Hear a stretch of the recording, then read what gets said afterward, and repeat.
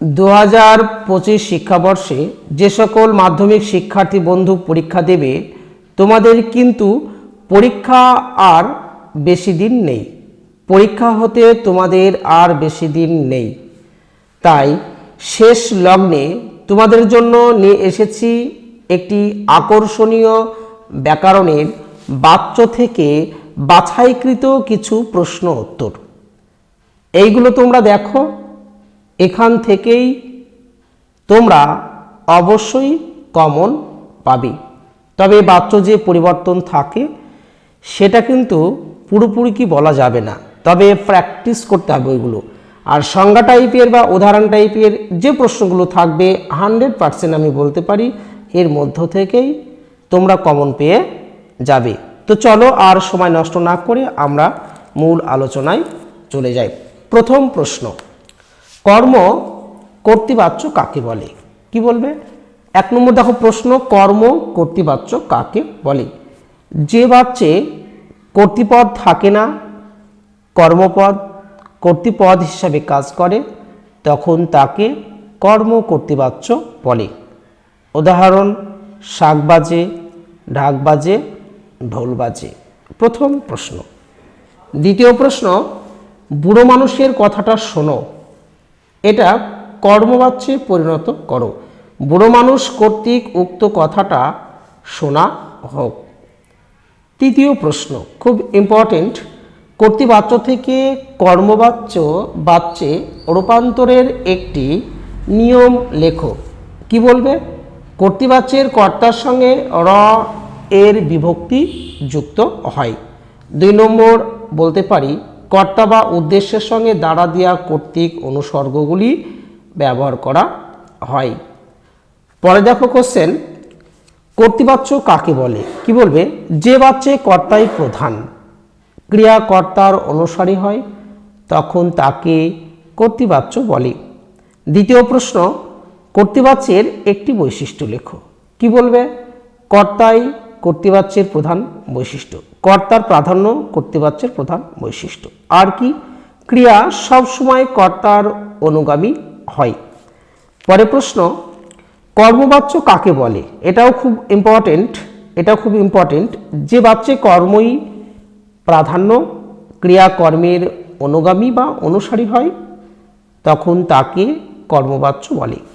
কর্মবাচ্যের একটি বৈশিষ্ট্য কি বলবে? কর্মবাচ্য কর্মের প্রাধান্য পায়, ক্রিয়া কর্মের অনুগামী হয়ে থাকে। পরে প্রশ্ন, ভাববাচ্য কাকে বলে? যে বাচ্চে ক্রিয়ার অর্থ প্রাধান্য ঘটে বা ক্রিয়ার ভাবটাকেই গুরুত্ব দেওয়া হয়, তখন তাকে ভাববাচ্য বলে। ভাববাচ্যের বৈশিষ্ট্য কি? খুব ইম্পর্টেন্ট। ভাববাচ্যের কর্তায় র বা এর অথবা রে বাক্যে বিভক্তি যুক্ত হয়। 2 হতে পারে, কর্তা উহ্য থাকতে পারে। 3, ভাববাচ্যে অধিকাংশ ক্ষেত্রেই কর্মহীন হয়। পরে দেখো যে প্রশ্ন রয়েছে, মহাশয়ের কি করা হয়? এটি কোন বাচ্যের উদাহরণ? কি বলবে? এটি অবশ্যই ভাববাচ্যের উদাহরণ। পরের প্রশ্ন, যে বাক্যে কর্তা অনুপস্থিত থাকে এবং কর্মই কর্তারূপে প্রতীয়মান হয়, তখন তাকে কি বলা হবে? তখন তাকে বলা হবে কর্মকর্তৃ বাচ্য। পরের প্রশ্ন, বাচ্য পরিবর্তনে বাক্যের কি কি পরিবর্তন হয়? কর্তা আর ক্রিয়ার পরিবর্তন হয়। পরের প্রশ্ন, ভাববাচ্যে কি প্রাধান্য থাকে? বলবে কি? ক্রিয়ার ভাব প্রাধান্য থাকে। এটা 2024 শিক্ষাবর্ষে এটা এসেছিল। মাধ্যমিক শিক্ষার্থী বন্ধুদের এটি কিন্তু পরীক্ষায় আসার সম্ভাবনা নেই, তবে মাদ্রাসা যে সমস্ত বন্ধু রয়েছে তারা এই প্রশ্নটা পেতে পারো। পরে প্রশ্ন দেখো, বাতাস শব্দ করে, এটি কি বাচ্যের উদাহরণ? কি বলবে? কর্ম কর্তৃবাচ্যের উদাহরণ। পরে প্রশ্ন দেখো, জানলা খুলে গেল, এটা কি বাচ্যের উদাহরণ? বলবে কর্ম কর্তৃবাচ্যের উদাহরণ। পরে প্রশ্ন, কর্তৃবাচ্যের ক্রিয়াটি অকর্মক হলে, কি বললাম? কর্তৃবাচ্যের ক্রিয়াটি অকর্মক হলে তাকে রূপান্তরিত করা হয় ভাববাচ্যে। তারপরে পরের প্রশ্ন, যে বাচ্যে ক্রিয়াপদ কর্মের অনুগামী হয় সেটা হলো কর্মবাচ্য। পরের প্রশ্ন, কর্মবাচ্যের কর্তাকে কি বলা হয়? ভেরি ইম্পর্টেন্ট, এটা অনুক্ত কর্তা বলা হবে। কর্মবাচ্যের যে কর্তা রয়েছে সেই কর্মবাচ্যের কর্তাকে আমরা অনুক্ত কর্তা বলে থাকি। যে বাক্যে কর্মকর্তা রূপে প্রতীয়মান হয় তখন তাকে বলা হবে কর্মকর্তৃ বাচ্য। এইটা সবচেয়ে বেশিবার পরীক্ষায় এসেছে, এটা একাধিকবার পরীক্ষায় এসেছে। পরের প্রশ্ন দেখো, ভাববাচ্যে কর্তৃপদের যে বিভক্তি যুক্ত হয় সেটা র বা কে বিভক্তি যুক্ত হয়। পরে দেখো যে প্রশ্ন, আরও কিছু দু একটি গুরুত্বপূর্ণ প্রশ্ন রয়েছে, তোমরা শোনো, অবশ্যই একটা ভালো ফল এখানে পাবে। কোন বাচ্যের রূপান্তর সম্ভব নয়? কি বলবে? কর্ম কর্তৃবাচ্যের রূপান্তর সম্ভব নয়। পরের প্রশ্ন দেখো, বাচ্য কয় প্রকার? বাচ্য 4 প্রকার, কর্তৃবাচ্য, কর্মবাচ্য, ভাববাচ্য আর কর্মকর্তৃবাচ্য। পরের প্রশ্ন, বাচ্য শব্দটি কি কোন ধাতু থেকে এসেছে? বস নামক ধাতু থেকে এসেছে। বজ্যোগ যৎ, এটার যদি প্রত্যয় করে হবে বজ্যোগ যৎ। বাচ্য শব্দের অর্থ হলো প্রকাশ ভঙ্গি।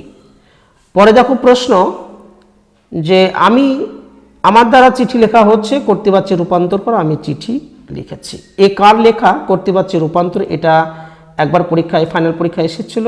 এ কার লেখা? আমরা কি লিখতে পারি? এটি কে লিখেছে, এটা কর্তৃবাচ্য। তারপরে দেখো, তারা আর স্বপ্ন দেখতে পারলো না, ভাববাচ্যে রূপান্তর করো, তাদের আর স্বপ্ন দেখা হলো না। তারপরে প্রশ্ন, নদীর ধারে তার জন্ম হইয়াছে, কর্তৃবাচ্যে পরিণত করো, নদীর ধারে সে জন্মেছে। তারপরে দেখো প্রশ্ন যে ঘটক কর্তৃবাচ্যের উদাহরণ দাও। কর্তা যখন নিজেই ক্রিয়ার সম্পাদক বা ঘটক হিসাবে ক্রিয়াকে নিয়ন্ত্রণ করে তখন তাকে ঘটক বা সম্পাদক কর্তা কর্তৃবাচ্য বলে। যেমন আমি যাচ্ছি। আপনার কি খাওয়া হবে? বাক্যটি কোন বাচ্যের উদাহরণ? বলবে ভাববাচ্যের উদাহরণ। পরে প্রশ্ন দেখো যেটা রয়েছে, ভাববাচ্যের একটি উদাহরণ দাও। তোমার নিচে নেমে আসা হোক, এটা খুব ইম্পর্টেন্ট, 2023 এটা এসেছিল। পরে দেখো প্রশ্ন, সিঁড়ি থেকে নামা হলো, বাক্যটিকে কর্তৃবাচ্যে রূপান্তর করো, সিঁড়ি থেকে নামা হলো। তারপরে দেখো রয়েছে, কোন বাচ্যের কর্তায় সাধারণত র বা এর বিভক্তি যুক্ত থাকে? কি বলবে? ভাববাচ্যের কর্তায় এইগুলো যুক্ত থাকে। বন্ধুদের কাছে অনুরোধ, দেখো যারা ভালো শিক্ষার্থী বন্ধু রয়েছে, যারা পড়তে ভালোবাসো, তারা টেক্সট বুক বা ব্যাকরণ যে পাঠ্যান্তরে যেটা রয়েছে তোমরা সেগুলো সুন্দরভাবে পড়ো। যেটা তোমার কাছে ভালো মনে হবে সেটা অবশ্যই দাগিয়ে নাও বা দাগিয়ে রাখো। এটা আন্ডারলাইন করবে, একটা অন্যরকম পেন নেবে, কালো নীল বাদে লাল হতে পারে বা অন্য কালারিং যে পেনগুলো আছে সেইগুলো নিয়েই তোমরা কি করো, সেটা দাগাও এবং প্র্যাকটিস করতে থাকো। দেখবে এখান থেকে একটা ভালো ফল কিন্তু পাবে। তারপরে দেখো প্রশ্ন আর দু একটা দেখে রাখবে। 5 দিন নদীকে দেখা হয় নাই, এটি কি বাচ্যের উদাহরণ? অবশ্যই ভাববাচ্যের উদাহরণ। পরে প্রশ্ন, কর্তৃবাচ্যের ক্রিয়াটি অকর্মক হলে তাকে রূপান্তর করা হয় ভাববাচ্যে। তারপরে দেখো রয়েছে বাচ্য শব্দটির ব্যুৎপত্তি, বজ্যোগ জ, বজ্যোগ কি জ, এটা এ বাচ্যের একটা গুরুত্বপূর্ণ বাচ্য শব্দটির উৎপত্তি বজ্যোগ জ। তারপরে দেখো রয়েছে কর্তৃবাচ্যের ক্রিয়াটি সকর্মক হলে তাকে রূপান্তরিত করা হয় কর্মবাচ্যে। এছাড়া দেখবে আরও নানা রকম যে প্রশ্ন রয়েছে, তোমরা সেইগুলো দেখে রাখবে। আর সর্বোপরি সালের যে কোশ্চেনগুলো আছে তোমরা একাধিকবার সেইগুলো প্র্যাকটিস করো। যেমন ক্রিয়ার অর্থ প্রাধান্য পায়, এটা কি বলবে? ভাববাচ্যে। তারপরে তাকে টিকিট কিনতে হয়নি, বাক্যটি কর্তৃবাচ্যের রূপ হলো, তিনি টিকিট কেনেননি। তারপরে তোরা সব জয়ধ্বনি করে, এটি যে বাচ্যের উদাহরণ? বলবে কর্তৃবাচ্যের উদাহরণ। তারপরে দেখো আছে জগদীশবাবু সিঁড়ি ধরে নেমে যান, ভাববাচ্যে রূপান্তর করো, জগদীশবাবু সিঁড়ি ধরে নামা হয়। এই টাইপের যে কোশ্চেনগুলো আছে এগুলো তোমরা দেখতে থাকো, এর মধ্য থেকেই তোমরা হয়তো কমন পেয়ে যেতে পারো। আর বন্ধুদের কাছে অনুরোধ, দেখবে তোমাদের যে পাঠ্য যে বইটি রয়েছে বাংলা, বা ওই বইটা তোমরা খুঁটিনাটি পড়ো, যে লাইনগুলো আছে। সহায়িকা বই তোমাদের দেখবে আছে, গাইড বই দেখবে শেষাংশে ব্যাকরণ থেকে কিছু প্রশ্ন দেওয়া আছে। সেই ব্যাকরণ থেকে যে প্রশ্নগুলো আছে তোমরা পাঠ্য যে বইটা আছে সেখানে দাগিয়ে পাশে লিখে রাখো, পড়ার ক্ষেত্রে অনেকটা সুবিধা হবে। তোমরা সেইগুলো রীতিমতো প্র্যাকটিস করো।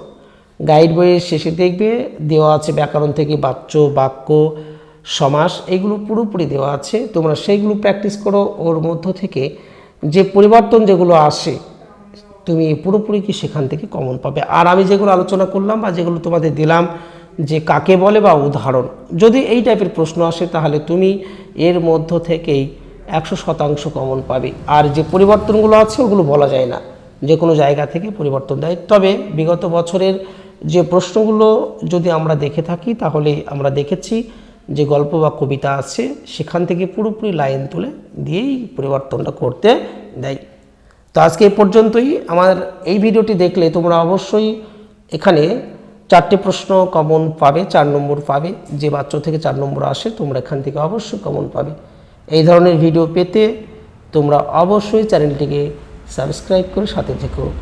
সকলকে ধন্যবাদ ভিডিওটি মনোযোগ সহকারে দেখার জন্য।